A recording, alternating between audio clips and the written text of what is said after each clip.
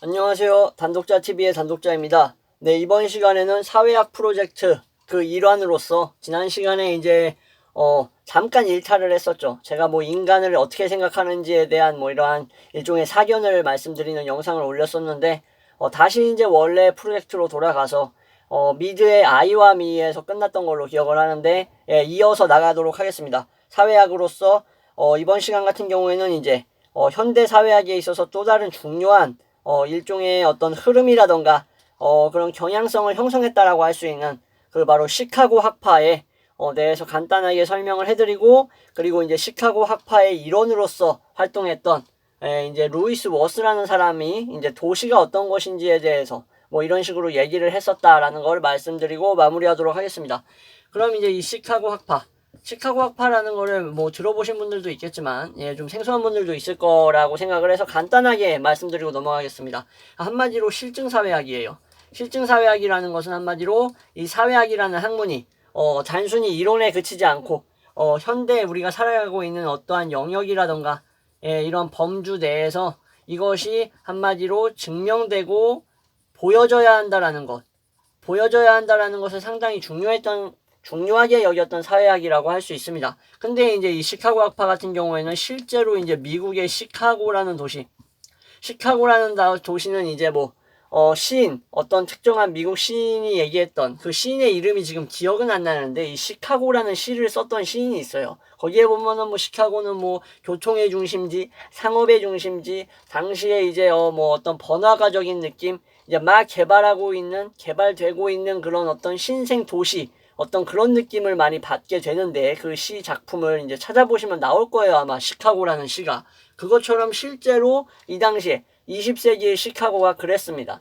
그래서 이 시카고라는 배경을 토대로 이제 이 미국 학자들, 뭐 유대인 유럽 학자들이 모여가지고 학파를 형성해서 이제 이 시카고라는 도시를 연구해보자. 도시를 통해서 우리가 이걸 증명해보자라는 거죠. 어떠한 것을 증명하냐면은 이 도시에서 나타나는 현상, 그리고 구조들, 예, 이러한 것들이 어떤 식으로 기능하는가를 우리가 한번 증명해보자 라고 해가지고 이제 나온 게 바로 시카고 학파입니다. 이 시카고 학파 같은 경우에는 단순히 이제 뭐 미국 시카고를 중심으로 했기 때문에 뭐 한계점이 있다, 뭐 다 적용할 수 없다, 너무 뭐 일반화시키기 어렵다라는 뭐 비판을 하는 분들도 있겠지만, 중요한 어떠한 시사점을 갖고 있어요. 어떤 시사점을 갖고 있냐면은, 우리가 이제 처음에 이 영상을 제가 촬영했을 때 이제 콩트 얘기하면서, 당시에 이제 사회학의 시작이 이제 프랑스와 이 일종의 프랑스와 붙어 있는 뭐 독일이라든가 이 유럽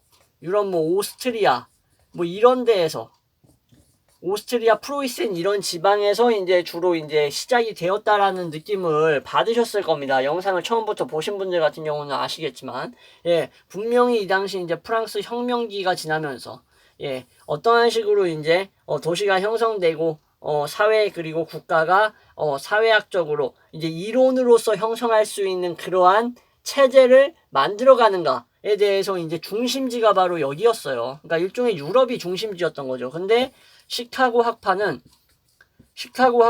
이제 이 중심지를 미국으로 옮겨오는, 예, 이 미국이라는 특정한 나라, 정말로 복합적인, 한마디로 미국을 뭐라고 표현하죠? 막 멜팅팟이라고 표현했던 걸로 기억을 하는데, 제가 이제 학부 시간에 들었을 때 이제 멜팅팟이라는 것은 이제 뭐 수많은 문화들이 녹아져 있는, 예, 일종의 뭐 다문화의 거의 뭐 극치라고 볼 수 있는, 예, 그런 느낌이죠. 예, 다 녹아져 있는 이런 항아리 같다라고 해서 멜팅팟이라고 하는데, 이제 이러한 미국 사회에 대해서 이 시카고라는 특정 도시를 통해서 이제 실제로 어떠한 식으로 나타나는가, 예, 사회학이 현실에서 어떻게 보여지는가를 주목했다라고 할 수 있는 점에서, 예, 시사하는 바가 크다라고 할 수 있는 겁니다. 네, 이제 배경이 옮겨져 간 거죠. 예, 일종의 프랑스나 이런 유럽에서 미국 쪽으로 이제 20세기 초반에 들어가면서부터, 예, 이런 식으로 나타나게 되는 겁니다.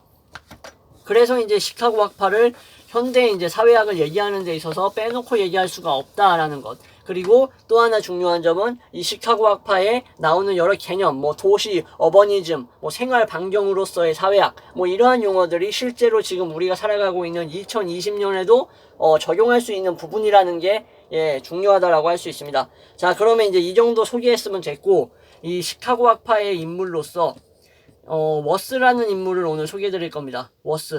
워스라는 사람이 이제 뭐 루이스 워스인데, 풀네임은 1897년에 출생해가지고 1952년에 사망을 하셨습니다.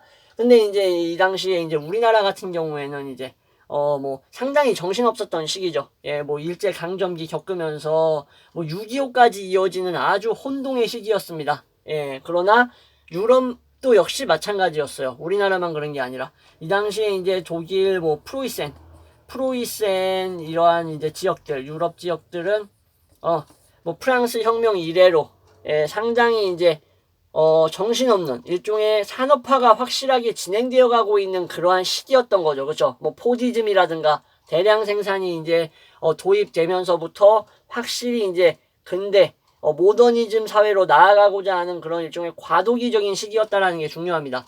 그러니까 뭐 미국은 역시 뭐 말할 것도 없죠. 미국 같은 경우에도 뭐 이미 뭐 이제 독립한 지 오래됐고, 그죠? 독립한 지 오래됐고, 또 이제 미국으로 많이 망명을 갔죠. 많은 사람들이. 왜 망명을 갔었냐? 예, 이 당시에 이제 또 독일하면은 또 빼놓을 수 없는 인물, A 히틀러가 있죠. A 히틀러. 예, A 히틀러가 이제, 수많은 유대인들을 이제, 아시죠? 뭐, 유대인 말살 정책, 홀로코스트로 인해서, 예, 수많은 이제 학자들이 고통을 많이 받았죠. 예, 그래서 이제 미국으로 망명 가고, 실제로 우리 또, 벤야민이라는 또, 많은 사람들이 좋아하는 학자예요.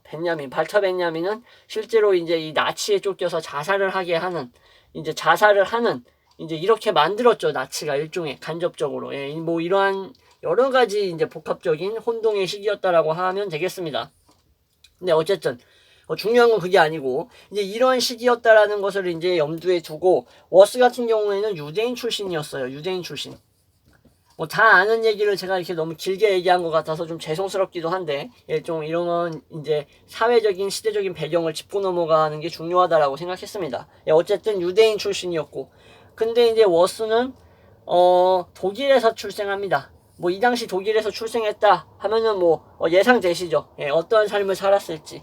예, 근데 이제 미국으로 이주하게 되는 거예요. 워스가 이제 미국인이라고 보는 이유, 미국에 이제 근거지를 두고 있다라고 보는 이유가 바로 이러한 점인데, 미국으로 이주해서 이제 시카고 대학에 이제, 여기서 이제 로버트 E 파크를 만납니다. 예, 로버트 파크라는 사람을 만나고, 이 대학에서 만나는 거예요. 그리고 또 이제 뭐, 버지스를 또 빼놓을 수가 없어요. 버지스 또 나중에 말씀드리겠습니다. 다음 영상에서. 예, 시카고 대학에 이제 파크나 버지스를 만나게 되면서 이제 지도를 받아요. 예, 공부를 하는 거죠. 예, 시카고 학파에서 사회학을 이제 본격적으로 공부하면서 이 시카고 학파를 이제 대표하는 인물로서 성장하게 됩니다. 워스가. 예, 그러면서 이제 이 사람이 이제 유대인 출신이었기 때문에 자신의 출신에 대한 것을 또 이제 깊게 생각했던 사람이니까. 그리고 당시 유대인에 대한 이런 홀로코스트가 너무 심했기 때문에 이제 이 사람 같은 경우에는 나의 이제 유대인 출신이라는 게 어떠한 사회적인 영향을 미치는가에 대해서 또 이제 연구를 했는데, 바로 이 게토라는 게 뭐냐면은, 그 게토가 이제 유대인 거주 지역이에요. 예, 유대인들이 이제 눈치 보면서 살았죠. 일종의 이 A 히틀러 덕분에. 예, 이 A 히틀러의 이제 영향으로, 예, 이 덕분에 이제 아주 그냥 괴로운 삶을 살았는데, 그래서 이제 이러한 게토 같은 것들을 형성하면서 이제 소수 민족처럼 이제 생활을 했습니다. 이러한 게토를 연구를 했어요. 루이스 워스가. 예, 자신이 출신이 유대인이었기 때문에 확실히 그랬다라고 생각이 됩니다. 예, 어쨌든, 예, 이렇게 해서 이제 워스에 대해서 어떤 사람이었는지 이제 간단하게 설명을 해드렸고, 이제 워스가 얘기했던 게 바로 이제 어버니즘, 그리고 도시라는 겁니다. 어버니즘이라는 게 실제로 여러분들이 생각하는 그런 도시에 뭐 이런 뜻이죠. 예, 그런 어반에다가 이즘이라는 것을 붙여서, 예, 일종의 어떤 주의, 이러한 식으로 이제 전미사라고 할 수 있죠. 이즘이라는 게. 예, 뭐 막시즘, 예, 뭐 이런 식으로 다 붙이잖아요. 이즘을. 예.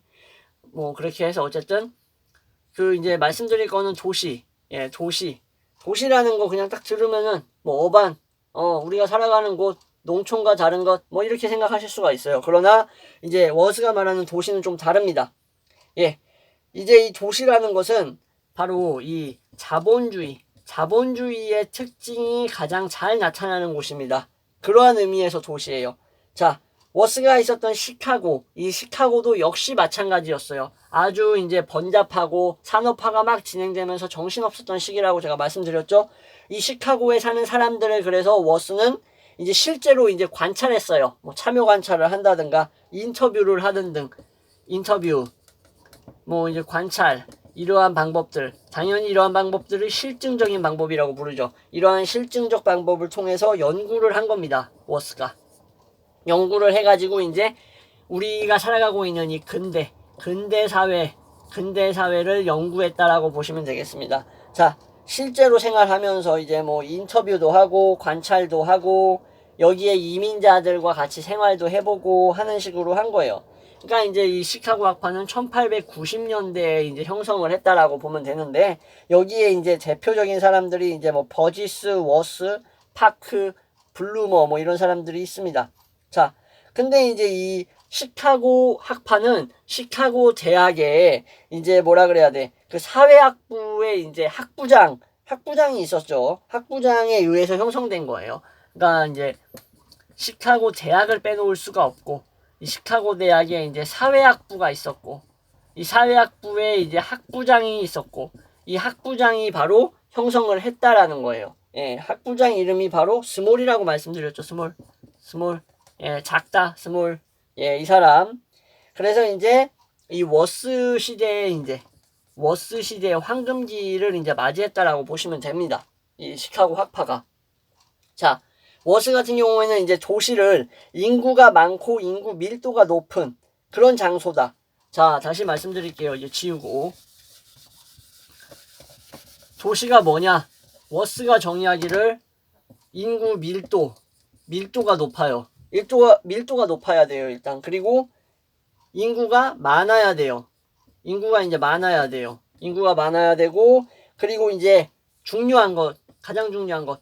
이질성이 높아야 돼요. 인구의 이질성이 높다라는 것은 빈부격차라든가 일종의 뭐 마르크스가 얘기했던 계급은 기본이고 베버가 얘기했던 계층적 측면에서도 되게 다양성을 보여야 된다라는 거예요. 계급과 계층적 다양성이 다 나타나야 된다라는 거예요. 일종의 계급, 계층의 이제 다양성을 지니고 있는 곳이 바로 도시라고 할 수 있습니다. 자, 이러한 세 가지 관점에서 정의를 한 거예요. 워스 같은 경우에는 도시에 대한 정의입니다. 자, 그러면 이 도시와 농촌을 비교함으로써 그 도시의 명확한 특징을 알 수 있다라고 워스는 얘기했습니다. 자, 그러나 이제 현대 사회 같은 경우에는 이러한 단순히 이항 대립적으로 보면 안 된다라는 거예요. 이런 바이너리 오포지션이라고 하는데, 이러한 바이너리하게 이렇게 바라볼 수는 없다. 왜냐하면은 너무나 현대사회 같은 경우에는 복잡하죠. 현대사회는 너무나 컴플렉스하기 때문에, 이제 이렇게 단순히 이항 대립으로만 볼 수는 없다라고 생각이 됩니다.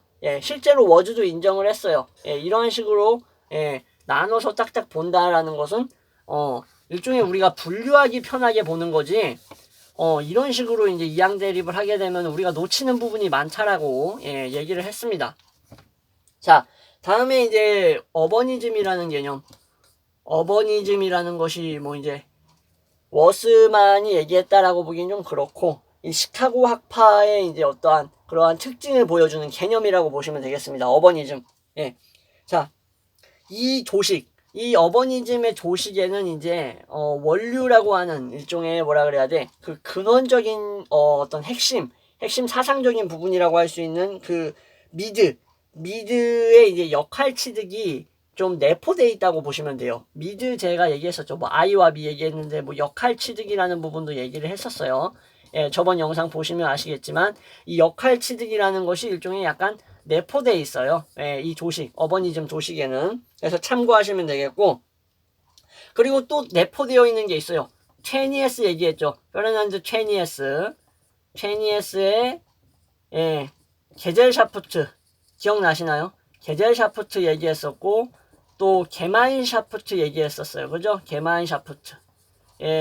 이건 이제 우리 또 사회문화 시간에 많이 나왔던 개념이라고 제가 말씀드렸었죠.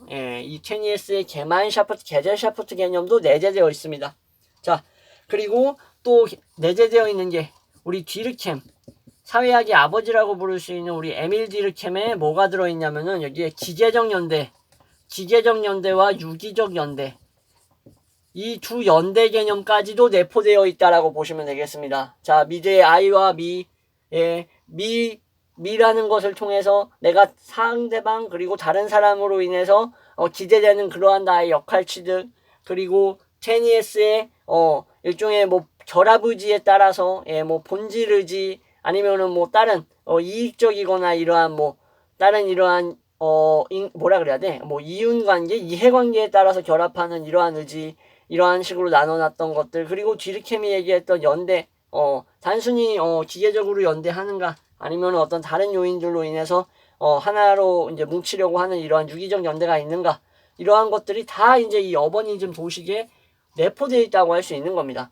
그러니까 한마디로 이제 제가 말씀드렸다시피 이제 프랑스에서 옮겨왔다라고 얘기를 했죠. 미국으로 중심지가 옮겨가는 그 과정에 시카고가 중요하다고 했었는데, 그러한 부분이 바로 이러한 도식에서 나타난다라고 볼 수 있는 겁니다. 자, 그래서 이제 이 워스는 이 도시가 가지고 있는 특수한 생활 양식을 어버니즘이라고 부른 겁니다. 자, 이 뭐라고요? 이게 생활 양식이라고요. 그죠? 생활 양식. 어떤 생활 양식이냐면은 도시만 가지고 있는 생활 양식이다. 뭐 농촌이 가지고 있는 것도 아니고, 뭐 우주가 가지고 있는 것도 아니고, 그냥 도시가 가지고 있는 생활 양식. 자, 이런 것들.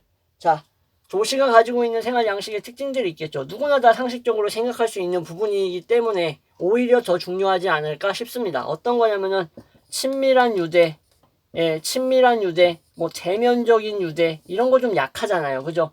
이런 게 좀 약해지죠. 오늘날 사회를 보면은 인격적인 관계가 좀 약해지면서 표면적인 관계, 2차 접촉이 많이 늘어나죠. 2차 접촉.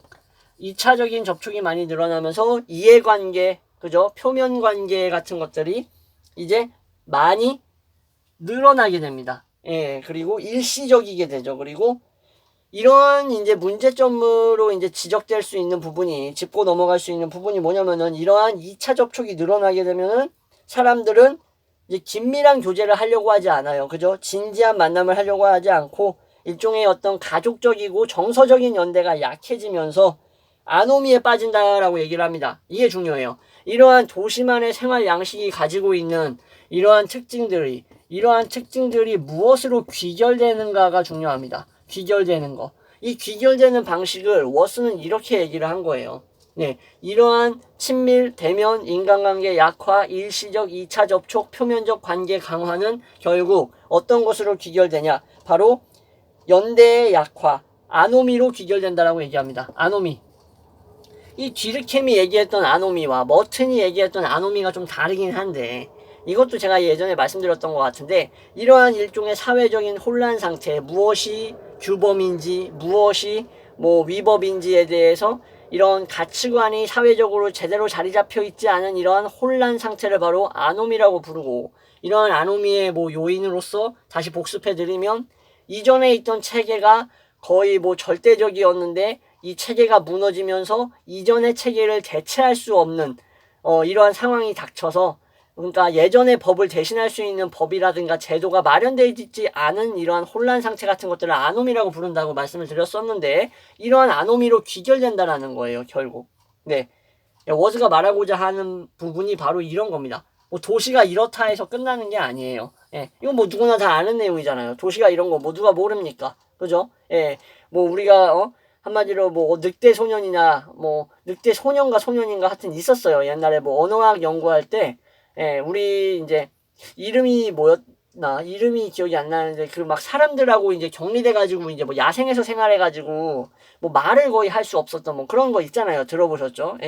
그런 것처럼 이제 완전 뭐 격리되어 있는 것도 아니고, 우리는 이제 이 도시라는 생활 방식에서 생활하다 보면은 반드시 이제 이러한 형식적인 부분들이 나타난다라는 거죠. 이제 워스는 그것이 결국 아노미이자 사회적인 혼란이나 무규범으로 이제 귀결된다라는 거예요. 자, 그래서 결국 이 아노미는 무엇을 불러오냐면은 또 사회 해체를 불러온다라는 거예요. 사회 해체를 불러올 수가 있다라는 거예요. 그래서 결국 도시를 이제 어떻게 계획하는가가 중요하다라고 라고 얘기를 했습니다. 자, 이 부분은 이제 지우고 다시 설명해 드리겠습니다. 늑대 소녀였던 걸로 기억하는데, 이름이 뭐였지? 늑대 소녀였어요. 한 12살인가 그랬는데, 그게 이제 언어학적으로 잠깐 말씀드리면은, 그 크리티컬 피리어드라고 해가지고 결정기라는 게 있어요. 크리티컬 피리어드. 아시는 분들 다 아실 텐데, 크리티컬 피리어드라고 해가지고, 이제 이 기간, 예를 들어서 이게 몇 살이었더라? 이게 한, 뭐 6살인가 해서 뭐 한 11살인가 그랬을 거예요. 이 언어적인 결정기, 언어적 결정기가 지나면은, 이제 언어를 배워도 이제 정상적으로 사용을 못하는 거예요. 그리고 이런 결정기의 일종의 뭐 유대라던가 어떤 이러한 인간적인 어떤 이러한 교류 같은 게 형성이 되지 않으면은 이제 사회인으로서 이제 한마디로 살아가기가 어려운 거죠. 살기가 힘든 거예요. 이제 이러한 것들을 이제 크리티컬 피리어드라는 용어로 많이 표현을 합니다. 예, 저도 이제 언어학 시간에 이제 이런 것들을 학부 때 공부를 했었는데 너무 오래돼가지고 기억이 가물가물해요. 예, 뭐 이건 궁금하실까봐 일단 잠깐 적은 거고. 자, 도시 계획이 중요하다라는 거. 도시 계획이 왜 중요하냐? 안 그러면 아노미에 빠지고 사회가 해체될 수 있다라는 거예요. 사회가 왜 해체되냐? 무규범 상태. 무규범 상태에서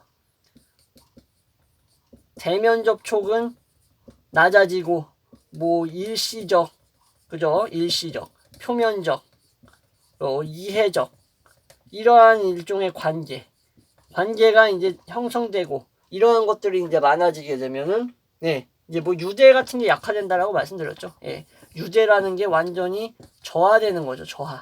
저하되고 뭐 일종의 어떤 인격적인 부분도 이제 많이 상실하죠. 예. 제가 상당히 중요하게 여기는 게 바로 이런 인간의 인격적인 부분도 이제 막 상실되는 부분이 크죠. 예. 도시의 문제점이죠. 한마디로. 그래서 이제 워즈는 도시 계획의 중요성을 강조했다. 뭐 이렇게 이제 이어진다라고 보시면 되겠습니다. 자, 그래서 이제 뭐 복합적으로 총 정리를 다시 한번 하면